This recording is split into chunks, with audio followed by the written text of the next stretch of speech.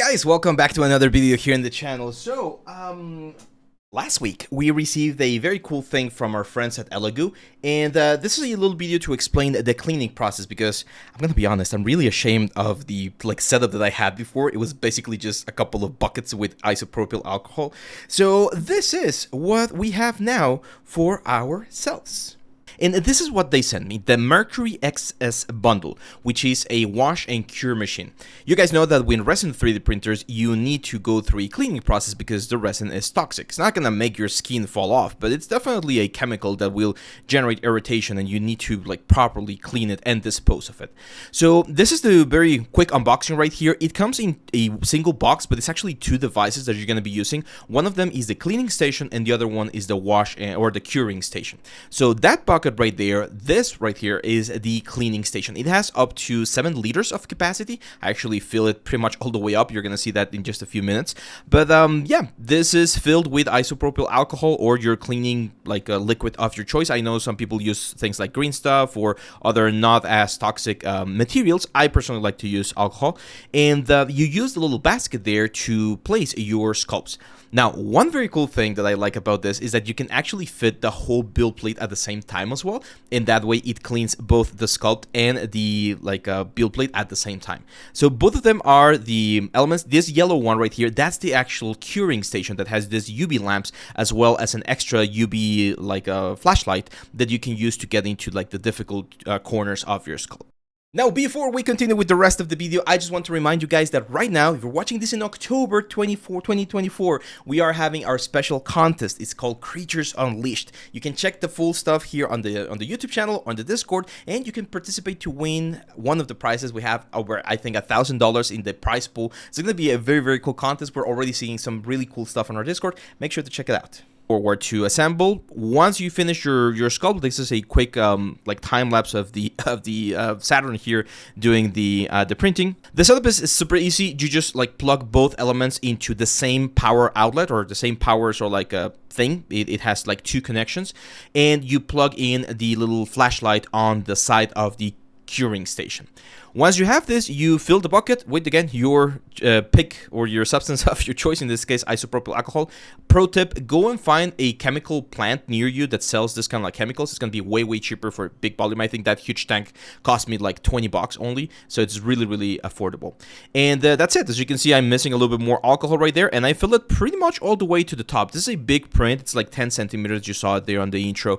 And after you do that, you just click on the little knob to turn it on, set the time. In this case, I set it to 10 minutes, and click again to go through the cleaning process. So we'll do a little bit of vibration. I'm not sure if it's an ultrasonic cleaner, but it will definitely move the alcohol around so that it hits and it removes all of the resin from your sculpt.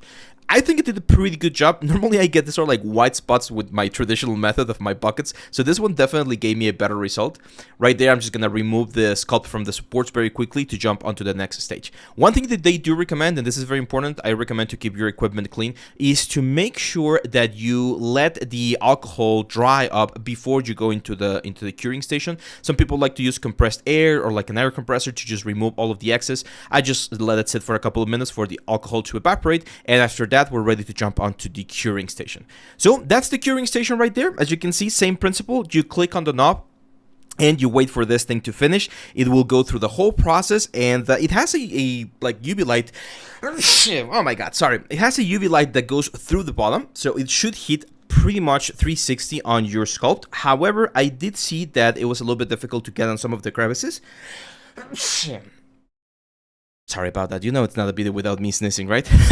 So yeah, that's pretty much it. With this done, the little machine is finished, and you're ready to take your sculpture out and start either a priming process or just present it like this. I did use the little flashlight thing for a little while to make sure that it got as clean as possible, and this is the final result right here. I was very well, I mean, to be honest, again, my cleaning station was very archaic. It was just literally 2 buckets. So having these machines is very practical, I would say, and it definitely keeps the station way cleaner. A couple of things that I noticed is that, again, it's very simple to do. I do feel like it might take a little bit too long for certain sculpts. So if you're, for instance, printing like small characters like this one right here, like D&D figures, you might not need to go 10 minutes because I did see a little bit of yellowing on the very thin areas of my character. So I'm gonna have to play a little bit more with the exposure times of the curing station to make sure that we don't overexpose. I've read like conflicted opinions about this on the internet. Some people say that overexposing cannot happen, but I've seen it, and the more you overexpose your prints, the more brittle they become. They're not gonna like crack or anything unless you do something like extremely wrong, but they might become a little bit like difficult to handle. So yeah, anyway guys, I know this is a short video, but I wanted to give my thoughts and my quick review. I would definitely recommend this if you have a resin 3D printer and you want to keep your setup clean. There's going to be a link down here, of course, on the description if you want to check this specifically. But other than that, my best advice for anyone who's doing any sort of like resin 3D printing: be safe, wear a mask, wear gloves. Please, please, please, please, this is super important.